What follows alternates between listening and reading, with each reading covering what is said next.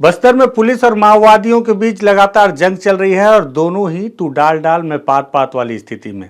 ऐसा मैं इसलिए कह रहा हूं, आज बीजापुर में एक बड़ी घटना घटी है। हालांकि इससे कोई बड़ा नुकसान नहीं हुआ है, लेकिन पुलिस के अधिकारियों को सोचने के लिए घटना काफ़ी है, सोचने पे मजबूर करने के लिए। साथ ही साथ माओवादियों के लिए भी एक नुकसान हुआ है। क्या है पूरा मामला, क्या है, क्यों मैं आखिर इस तरह की बातें कर रहा हूँ कि तू डाल डाल में पात पात वाली स्थिति है माओवादी और पुलिस के बीच, इस पर बातचीत करते हैं। नमस्कार, मैं विकास तिवारी हूँ, आप बस्तर टॉकीज देख रहे हैं।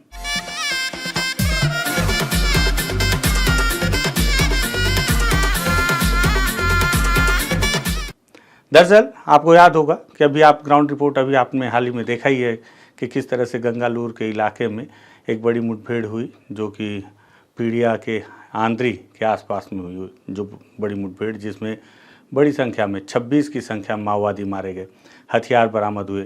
ग्रामीणों का अलग कहना है और पुलिस ने दावा किया है कि वो 26 जो मारे गए हैं सभी नामी माओवादी हैं। उनकी सूची भी पुलिस ने जारी की है। हालांकि उस पर हमने रिपोर्ट नहीं तैयार की है, एक एक के नाम से हम रिपोर्ट भी आपको दिखा देंगे, लेकिन बता रहा हूँ कि बड़ा नुकसान हुआ था। ठीक उस नुकसान के बाद आज पुलिस ने एक प्रेस नोट जारी किया और बताया कि जो बड़ी मुठभेड़ हुई बीते दिनों पीड़िया के इलाके में, माओवादियों के बीच में इतनी भगदड़ मची हुई है और माओवादी इतने बौखलाहट में है, साथ ही साथ इतने दहशत में, बौखलाहट में नहीं दहशत में है कि वो लगातार समर्पण कर रहे हैं, मुख्य धारा में लौट कर आ रहे हैं। बीते दिनों दिनेश पोडियाम ने जब सरेंडर किया तो मैंने बताया था कि इस तरह के माओवादियों का समर्पण निश्चित तौर पर माओवादी संगठन के लिए बड़ा नुकसान होता है। क्यों होता है? क्योंकि इनके द्वारा बहुत सारी जानकारियां पुलिस के सामने अपने आप को साबित करने के लिए बताना पड़ता है और उस जानकारी के आधार पर जब नए ऑपरेशन लॉन्च किए जाते हैं तो उसमें सफलताएं मिलती हैं। कमोबेश ये जो बड़ी मुठभेड़ हुई थी पीड़िया के जंगलों में, उसे भी माना जा रहा है कि दिनेश पोडियाम के ही नेतृत्व में या उसके दिशा निर्देश में सारे ऑपरेशन को लॉन्च किया गया और उन्हें पता था कि उस इलाके में किस तरह से उन्हें घेरा जाएगा और बड़ी मुठभेड़ में बड़ी सफलता मिली। हालांकि राजू ओयाम के नाम से एक नुकसान जवानों को जरूर उठाना पड़ा। आज क्या हुआ? आज बीजापुर में पुलिस ने बताया कि उससे फिर से जो माओवादियों में एक दहशत है, तो 22 माओवादियों ने फिर से समर्पण किया है। 22 माओवादियों में कुछ पर 11 लाख रुपए का इनाम था, मेरे ख्याल से 6-7 पे, मैं भी आपको और डिटेल में बताता हूँ।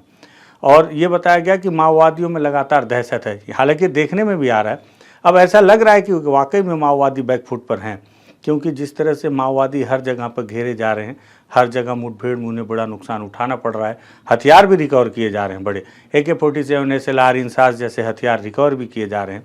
तो ये समझ में आ रहा है कि उन्हें सिर्फ उनके संगठन के कार्यकर्ताओं का ही नुकसान नहीं, बल्कि जो उनके बहुत महत्वपूर्ण है वो ऑटोमेटिक वेपन्स का भी नुकसान हो रहा है लगातार। आप सोचिए, थुलथुली में मुठभेड़ हुई, 38 माओवादी मारे गए।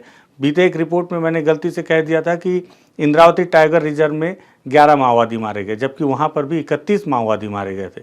हापाटोला में 29 माओवादी मारे गए थे। तो इतनी बड़ी बड़ी संख्या में माओवादी मारे जा रहे हैं, उनके ऑटोमेटिक वेपन भी रिकवर किए जा रहे हैं, तो लगातार नुकसान हो रहा है माओवादियों को।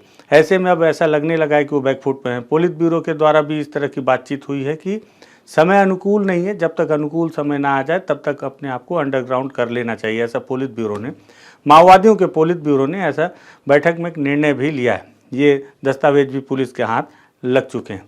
इन सब चीज़ों के बीच आज पुलिस को एक बार फिर से माओवादियों ने चौंकाया ऐसे कि लगातार जो ऑपरेशन चल रहे हैं उससे STF की एक टीम लौट कर आ रही थी बीजापुर में मुख्यालय में।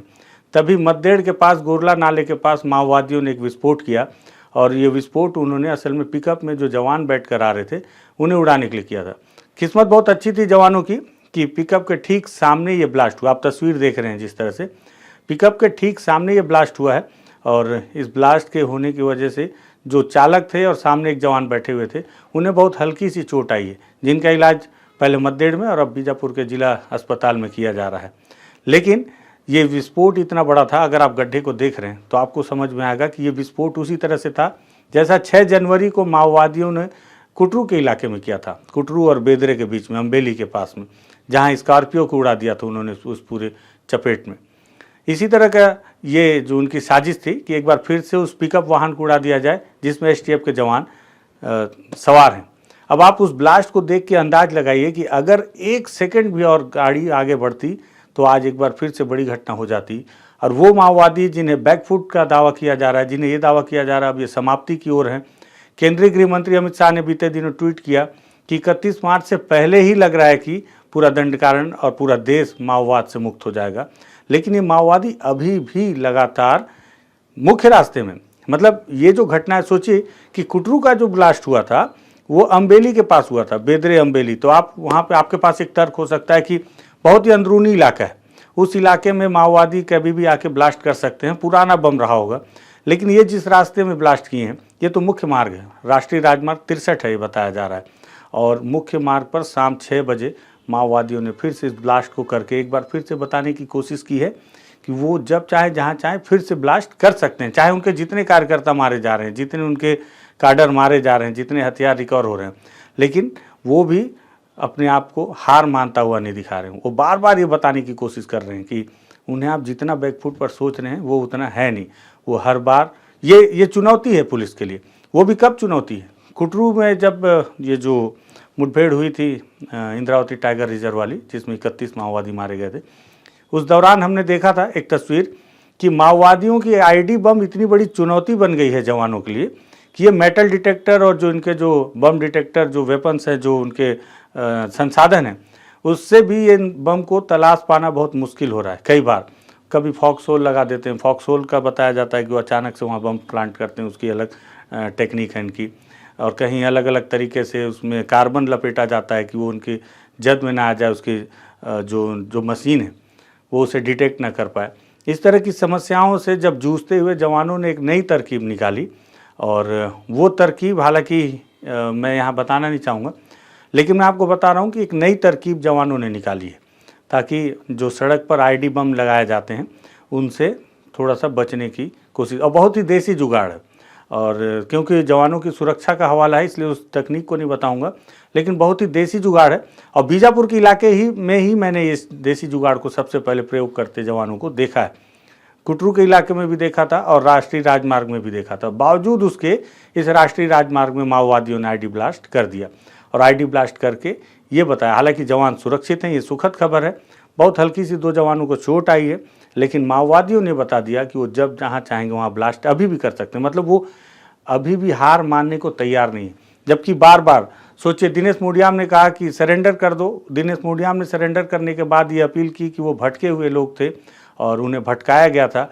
वापस आने के बाद अब उसको लग रहा है कि उसने गलती की है, और इतने साल गलती करने के बाद अब उसे जब गलती का एहसास हुआ है तब वो सरेंडर किया है। उसने अपील किया है कि जो माओवादी अभी भी जंगल में है वो सरेंडर कर दें, क्योंकि सरेंडर नहीं करेंगे तो हो सकता है कि उनकी भी मौत हो जाए किसी न किसी मुठभेड़ में। बावजूद इसके माओवादी अभी भी देखिए लड़ने को तैयार हैं।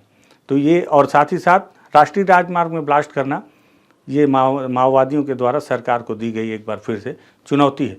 22 माओवादियों ने जो आज समर्पण किया है, उसमें से मुझे लगा कि उसकी भी जानकारी आपको दे दूं इसी में। पुलिस ने जो प्रेस नोट जारी किया और बताया कि जो 22 माओवादियों ने समर्पण किया है, इसमें आंध्र उड़ीसा बॉर्डर मतलब कि एओबी डिवीजन पार्टी के सदस्य हैं, टीएससी तेलंगाना स्टेट कमेटी के भी सदस्य हैं, इसमें प्लाटून नंबर 9 और 10 के पार्टी सदस्य हैं। 11 लाख का इनाम है 6 माओवादियों पर, और कुल मिलाकर 22 माओवादियों ने समर्पण किया है। और एक बड़ा नुकसान माओवादी संगठन के लिए उस इलाके में, कोंडापल्ली और गंगालूर एरिया कमेटी के इलाके में। बीते दिनों जो बीजापुर के एसपी हैं जितेंद्र यादव, उन्होंने भी इस बात की जानकारी दी थी कि गंगालूर का जो इलाका है सबसे ज़्यादा भर्ती वाला इलाका है माओवादी संगठन का। उस इलाके से अगर माओवादियों का समर्पण हो रहा है तो निश्चित ही तौर पर ये बड़ा नुकसान एक बार फिर से माओवादियों के लिए है। और वहीं जितने भी 22 माओवादियों ने समर्पण किया है उनके ऊपर जो भी इनाम है उन्हें तो दिया जाएगा आगे चलकर, साथ ही साथ 25-25 हज़ार रुपये प्रोत्साहन राशि अभी तत्काल में उन्हें दिया गया। हालांकि इसमें कोई बहुत बड़ा कैडर नहीं दिख रहा है।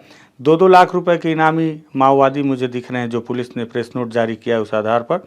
जैसे इसके पहले जब दिनेश मुडियाम ने जब सरेंडर किया था उस दौरान वो 8 लाख का था, उसके बाद भी देवा ने और उसकी पत्नी ने सरेंडर किया था तो उन दोनों पर भी 8-8 लाख रुपए का इनाम घोषित था। लेकिन इन सब माओवादियों पर 2-2 लाख का, जो भी हो, अगर इनामी माओवादी हैं तो माओवादी संगठन के लिए बड़ा नुकसान तो है। लेकिन सबसे बड़ी बात ये कि ये जो बड़ी खबर कि इतना सब नुकसान होने के बाद भी माओवादी अभी भी डटे हुए हैं और सरकार को चुनौती दे रहे हैं। तो ऐसे में मुझे लगता है कि जवानों को बहुत ज़्यादा सतर्क तो खैर हमेशा रहने की आवश्यकता है, सरकार को भी सोचने की आवश्यकता है कि और कौन सी नई युक्ति लगाई जाए जिससे जवानों को नुकसान ना हो। साथ ही साथ सरकार ने समर्पण नीति पर भी बहुत ज़्यादा फेरबदल और बदलाव किया है। कुछ और ज़्यादा आकर्षक करने की कोशिश की है। अगले वीडियो में हम तैयार करेंगे कि सरकार ने जो नई समर्पण नीति बनाई है उस पर उन्होंने क्या बदलाव किया है, क्या कुछ लाभ देने की बात कही है माओवादियों को, उस पर भी एक बातचीत करेंगे। होगा तो किसी के साथ अच्छे जानकार व्यक्ति से बातचीत करके समीक्षा करने की भी कोशिश करेंगे। ये मुझे लगा कि माओवादियों ने बड़ी घटना को अंजाम देने की कोशिश की, चूक गए, लेकिन एक संदेश देकर चले गए, एक चुनौती देकर चले गए कि अगर वो राष्ट्रीय राजमार्ग में आकर भी ब्लास्ट कर सकते हैं तो अंदरूनी इलाके तो क्या कह सकते हैं। तो अंदरूनी इलाकों में कैंप लग रहे हैं और ये चुनौतियों से मुझे लगता है जवानों को ज़्यादा सजग रहने की आवश्यकता है। इसलिए मुझे लगा इस वीडियो को आपके लिए तैयार करूं, आपको जानकारी पहुंचाऊं। अगर आपको लगे कि ये बातचीत, ये जानकारी ज़रूरी है तो आप इसे शेयर कर सकते हैं। लगे कि मुद्दों पर बातचीत हो रही है बस्तर टॉकीज़ में, तथ्यों को खंगालने की कोशिश हो रही है बस्तर टॉकीज़ में, तो बस्तर टॉकीज़ को सब्सक्राइब कर सकते हैं। धन्यवाद।